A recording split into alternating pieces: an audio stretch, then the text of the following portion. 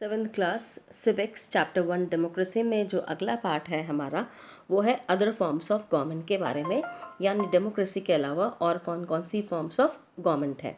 सबसे पहले आती है आपकी absolute monarchy, means complete kings rule where all power are vested in one hand, that is the king. और इसको हम चूज नहीं करते हैं, we can remove that also. An absolute monarchy is a system where the ruler or monarch has the power to do anything he wants to। यहाँ तक वो अपनी मनमानी कर सकते हैं, अपनी पावर का जैसे चाहे इस्तेमाल कर सकते हैं। There are no rules that he has to follow, he or she is not restricted by a constitution or any kind of laws। इनके ऊपर कोई laws, कोई constitution, कोई ज़ोर ज़बरदस्ती नहीं होती है, ये जैसे चाहे रूल करें, कोई रूल्स रेगुलेशंस इनके लिए नहीं होते हैं। अ monarchy is generally hereditary and the monarchs children inherit his position. ये बेसिकली हेरिडिटरी होता है, यानी वंशानुगत होता है। एक राजा का बेटा फिर बाद में उस पोजीशन को हैक करता है। The welfare of the people is in the hands of the monarch ruling them. जो प्रजा का भला बुरा है सब राजा के हाथ में ही है। वो अच्छा होगा तो प्रजा अच्छी रहेगी, वो सही नहीं होगा तो प्रजा दुखी रहेगी। नेक्स्ट आता है कॉन्स्टिट्यूशनल मोनार्की, जहाँ पर संविधान भी है और किंग भी है।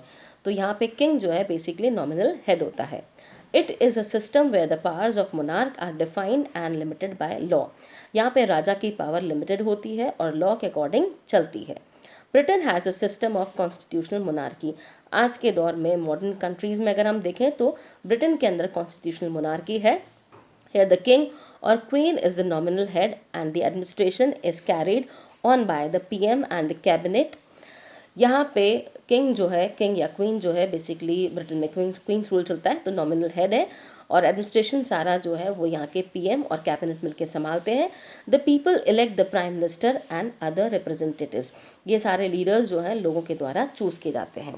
थर्ड फॉर्म है आपकी dictatorship. In a dictatorship, citizens are ruled by force and the government does not have to explain its policies to the people। यहाँ पे सिटीजन्स को रूल करने का जो तरीका होता है वो फोर्सिबली होता है, फोर्सफुली होता है। मीन्स डिक्टेटर एक्चुअली वो पर्सन है जो अपने आप को किंग डिक्लेयर कर देता है, मनमानी करता है, तानाशाही करता है। तो इसको वेलफेयर वगैरह से कोई मतलब नहीं होता, वो सिर्फ अपने लिए ध्यान देता है, अपने वेलफेयर के लिए। तो फोर्सफुली रूल होता है और गवर्नमेंट को कोई ज़रूरी नहीं अपनी पॉलिसीज़ को एक्सप्लेन करने की लोगों के सामने। Germany was under the dictatorship of Adolf Hitler for more than a decade during the second world war. Second world war के टाइम पे जर्मनी जो है वो डिक्टेटरशिप में था एडोल्फ हिटलर के रूल में। Similarly Italy was under Benito Mussolini's rule. In a dictatorship there is absolute rule by a single person. Italy Mussolini के रूल में था एक ज़माने में। डिक्टेटरशिप वो होती है जहाँ पर सारी पावर एक सिंगल हैंड में होती है, who is known as the dictator, और ये रूलर को डिक्टेटर कहा जाता है। नेक्स्ट आती है आपकी military dictatorship. A military dictatorship is a form of government where political power in resides with the military। Military dictatorship में सारी पावर जो होती है वो मिलिट्री के हाथ में होती है। This form of government is generally headed by a dictator. यहाँ पर भी बेसिकली डिक्टेटर का ही रूल होता है। The dictator seizes power from the ruling party और leader in a military coup. Dictator जो है बेसिकली रूलिंग पार्टी से मिलिट्री कूप के जरिए पावर हाथ में लेता है। Does not allow elections to take place. दोबारा इलेक्शंस नहीं होने देता और अपोजिशन पार्टीज को बैन कर देता है। अगली फॉर्म जो है आपको एडोल्फ हिटलर का फोटो दे रखा है। अगली फॉर्म है आपकी communist government. A communist government is a system of government which is ruled by a single party. यहाँ पे सिंगल पार्टी का रूल होता है। This political party follows communist ideas as the guiding principle of the state. Basically communist ideas को follow किया जाता है to run the system और टू रन द गवर्नमेंट या to run the to make the functions effective of the state। A communist state believes that the poor and the working class have been exploited for years by the ruling class।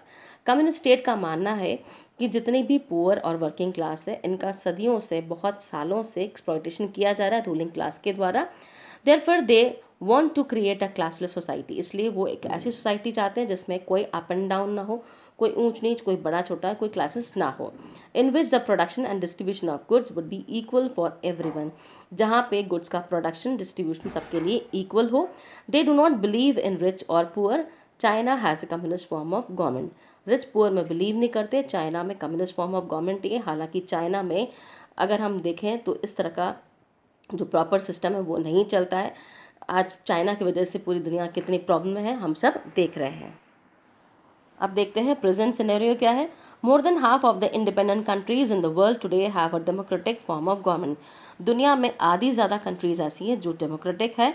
How ever the switch from one form of government to democracy has not been easy. हालांकि ये जो transition होता है एक form से दूसरी form में, काफ़ी ईजी नहीं होता है। It takes a lot of time and lot of struggles and revolution is there. Earlier, there was direct participation of the people in the management of public affairs and decision making. हमने Athens का example देखा था कि सबसे पहले public affairs में direct management होता था लोगों का डिसीजन मेकिंग में। This was possible as the population and units of administration were small. क्योंकि आबादी पहले काफ़ी कम थी तो एडमिनिस्ट्रेशन का तरीका था स्मॉल था, सिंपल था, तो कोई प्रॉब्लम नहीं आती थी। In the present day scenario, direct democracy is not common and is followed in very few places. अब आज के ज़माने में डायरेक्ट डेमोक्रेसी पॉसिबल नहीं है, इसलिए सिर्फ कुछ ही जगहों पर आपको देखने को मिलेगी। For example, in some provinces of Switzerland, most of the democratic countries now have representative और इनडायरेक्ट डेमोक्रेसीज। तो अब ज़्यादातर कंट्रीज़ के अंदर इनडायरेक्ट या रिप्रेजेंटेटिव फॉर्म ऑफ डेमोक्रेसीज है, because their sizes are large and population is also increased. In these countries, people elect their representatives. These elected representatives make decisions for their entire population. यहाँ पे लोगों के द्वारा choose किए जो representatives हैं, they used to make decisions for the whole nation or the entire population. Now main thrust of democracy, क्या basic लालच है लोगों का डेमोक्रेसी के लिए, क्यों लोग डेमोक्रेसी को पसंद करते हैं। तो सबसे पहले इसमें जो मेन चीज़ आती है वो है constitution. One feature that distinguishes a democracy from other forms of government is that in a democracy the government is not free to act irrationally. सबसे मेन फीचर जो डेमोक्रेसी को बाकी फॉर्म से अलग करती है, डिफ्रेंशिएट करती है, इज़ दैट कि यहाँ पर गवर्नमेंट मनमानी नहीं कर सकती, इरेशनली एक्ट नहीं कर सकती। The government has to always bother about the will wishes of the people. The citizens and the government have to follow certain basic rules. These rules and laws are written down according to which a country is governed.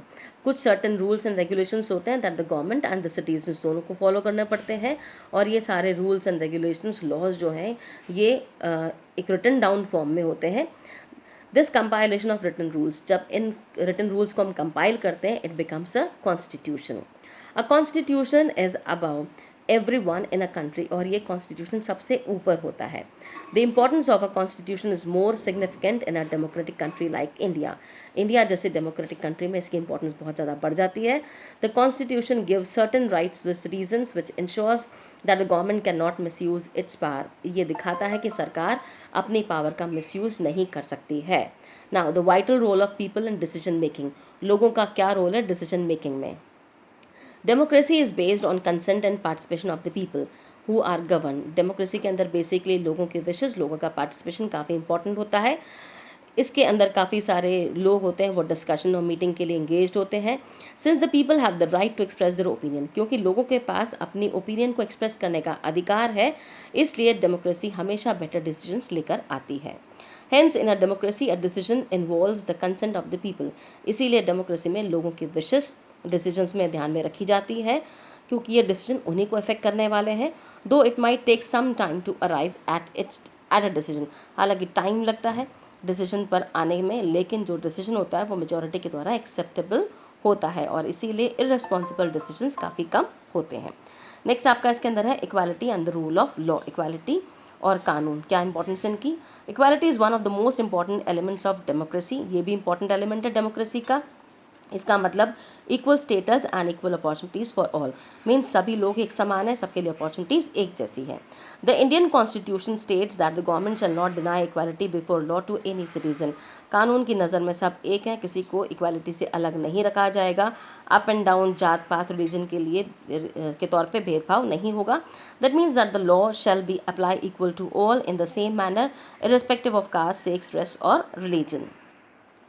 In a democracy, irrespective of whichever party comes to power or whoever heads the administration, rules have to be made in an accordance with the laws written in the constitution. तो constitution के according ही सारे rules वगैरह बनाए जाते हैं. These are also called basic laws. इनको basic laws भी कहते हैं. The idea of equality is based on the principle of rule of law. ये इक्वालिटी जो है रूल ऑफ लॉ पे बेस्ड होती है. रूल ऑफ लॉ का मतलब that every person in the country, from the president to a farmer, चाहे president हो चाहे फार्मर हो, सबके लिए कानून एक जैसा है, सबको सेम ट्रीटमेंट दिया जाएगा। अकोमोडेशन ऑफ डिफरेंसेस, कोई डिफरेंसेस भी इसके अंदर नहीं होते। Diversities and differences exist in every society, क्योंकि विभिन्नताएं हर सोसाइटी में होती है। इंडिया तो बेसिकली लैंड ऑफ डाइवर्सिटी है, यहाँ पर अलग अलग रीजन, अलग अलग रिलीजन, अलग अलग लैंग्वेज बोलने वाले सब लोग, अलग अलग कस्टम्स ट्रेडिशंस को फॉलो करने वाले लोग एक साथ रहते हैं। At times diversity leads to conflict which can be resolve by developing a tolerate attitude. Conflicts के चांसेस बहुत रहते हैं, लेकिन अगर एक टॉलरेंट एटीट्यूड हमारा रहेगा तो कभी भी कॉन्फ्लिक्ट्स नहीं होंगे। Democracy provides a peaceful solution to this problem, और डेमोक्रेसी में इन सबको सॉल्व करने के लिए पीसफुल तरीका बनाया जाता है, because it gives equal opportunity, क्योंकि सबको इक्वल अपॉर्चुनिटी है, सबको इक्वल अधिकार मिलते हैं, इसलिए कॉन्फ्लिक्ट्स और डिफरेंसेस के चांसेस खत्म हो जाते हैं। Democracy is based on the principle of equality. It strives to achieve social and economic equality along with the political equality. आर्थिक, सामाजिक, राजनीतिक सभी तरह की इक्वालिटी लोगों को दी जाती है। It recognizes that the poor and the uneducated deserve the same scope. यहाँ पर चाहे आप पढ़े लिखे हों चाहे गरीब हों, सबके लिए सेम स्कोप है, अपॉर्चुनिटीज़ है, स्टेटस, रिच एजुकेटेड सबके लिए समान है। This system of government works towards eradicating poverty, ये गरीबी रिमूव करने में काफ़ी बेनिफिशियल रहता है, क्योंकि ये स्पेशल बेनिफिट्स देता है इकोनॉमिकली एंड सोशली बैकवर्ड लोगों को, टू एनहांस ह्यूमन डिग्निटी। दस democracy is form of governance which works for the all round development of the people, यानी हम कह सकते हैं कि डेमोक्रेसी के अंदर ओवरऑल डेवलपमेंट होता है उसके सिटीजन्स का।